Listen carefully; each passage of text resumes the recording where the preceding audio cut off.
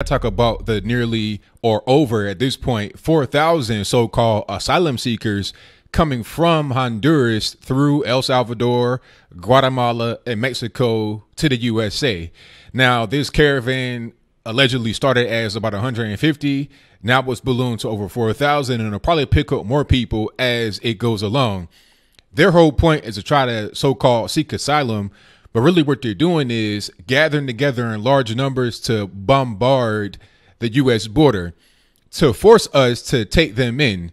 You know, it's supposed to be this whole process. You go to certain checkpoints, you seek asylum, and then your process maybe released into the country, but they want to force their way in. This is a big reason why we need that wall. We need that wall ASAP. Now, let's start from the beginning.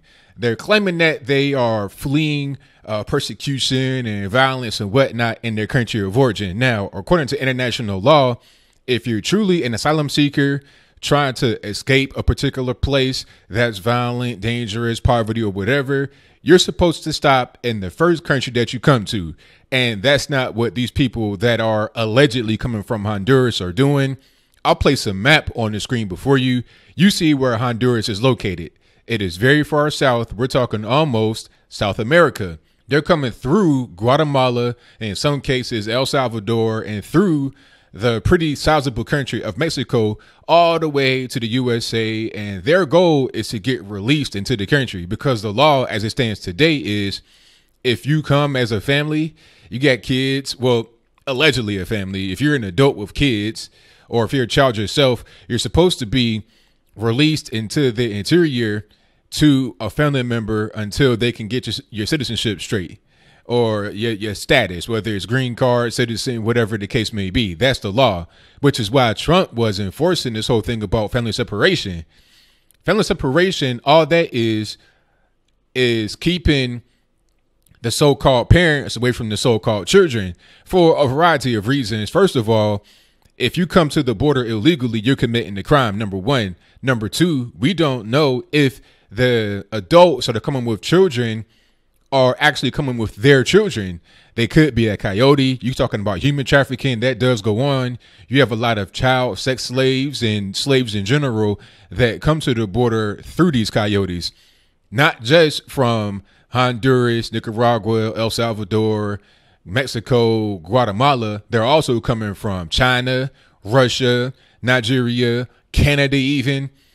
Trump said that we have many criminals coming to the U.S. border through this caravan, and nobody can say he's lying. We all know at this point that criminals choose that route to come into our country. I mean, what other way would you come but illegally, but trying to bombard us? Either you're going to try to sneak in somebody's truck or something in the back of the vehicle, in the wheel well. You're going to try to come in the dark of night, sneaking across like, GoldenEye 007, or you want to come in this big group trying to force your way through. This is the same thing that is done overseas. Remember, in the enclave of Ceuta, if I'm pronouncing that correctly or incorrectly, just let me know. But this is in Morocco, if I'm not mistaken. There's a Spanish enclave or exclave. Basically, it's a piece of land that is part of Spain, but is on the continent of Africa. It's right there in Morocco, very close to Spain. You got a lot of so-called asylum seekers that come from West Africa half the time that are trying to force their way into the Spanish enclave, so they will be at that point granted European access. The goal is to get to places that give you large welfare benefits, or a place that has a lot of money. You're your economic refugee, which is exactly what these people are. They're economic refugees, and they're also criminals. It's very easy to see. Now, I like what Trump has done here, or what he's threatening to do, which is cutting off aid to these particular countries. And you can see the aid on the screen before you. You may think that the aid amount that we're giving to these countries is low, but keep in mind that we're not talking about gigantic countries. Mexico is a pretty sizable country. I'm not sure of their exact population. I think it's about 125 million. Don't quote me on that. But it's not quite our population. Is big nonetheless. Honduras, however, where this so-called migrant caravan of asylum seekers is coming from, only has about 6 million people. Now, to put that in the proper context, LA County by itself has 10 million people. All right. There are many cities in the U.S. that have that same kind of population. I would suggest, I would guess somewhere like Minneapolis, St. Paul probably has right around that same population.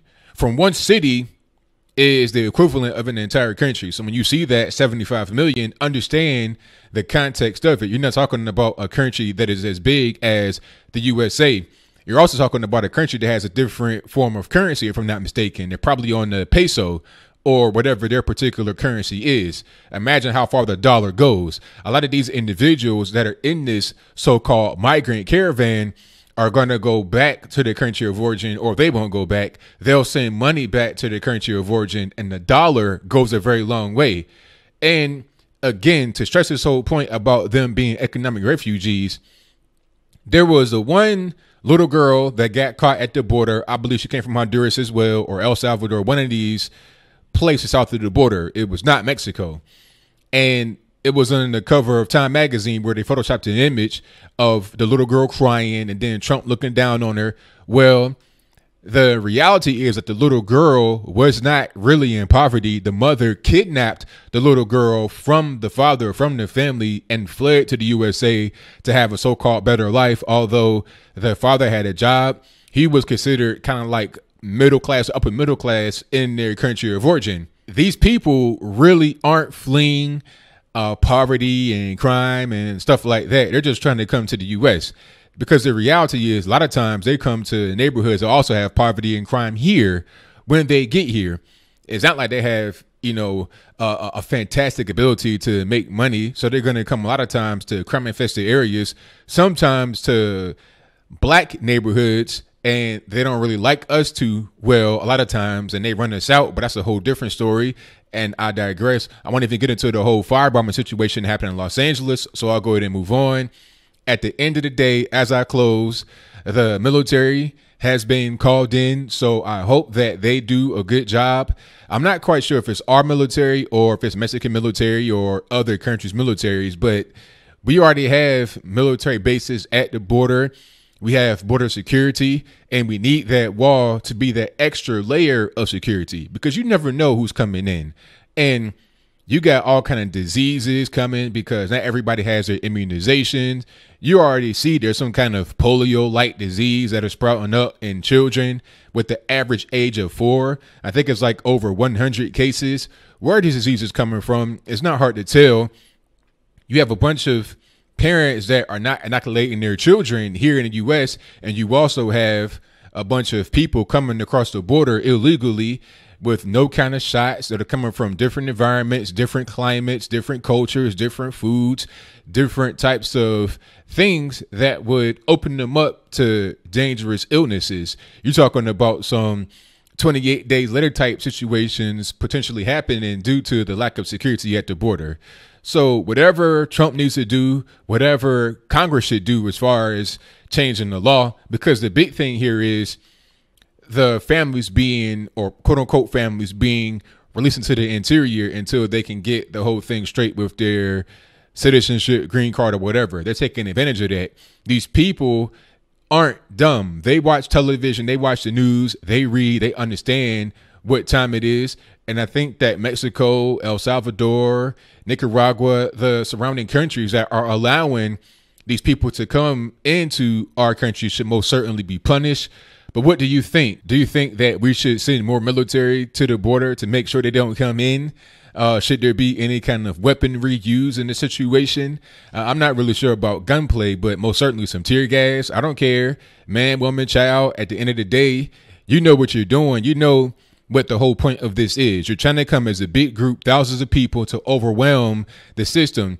It's already being overwhelmed right now at the border. You got churches filling up. You got ICE detention centers filling up. They know that there's only so much we can handle at the border. That's why they're coming in one big pile. What should be the penalty for countries that are allowing this to happen? Because like I said, Honduras, this is a country that's very far away, very far south. You have to come through other South American countries to get to the U.S., Mexico being the biggest and most certainly the longest. You have to go all the way up the country of Mexico to come to the U.S., whether it's Texas, Mexico, Arizona, California, or wherever they decide to go. So what should be the penalty for these countries that are allowing this to happen? What should we do? Do you think the wall will help? Whatever your comments are, please let me know in the comments below.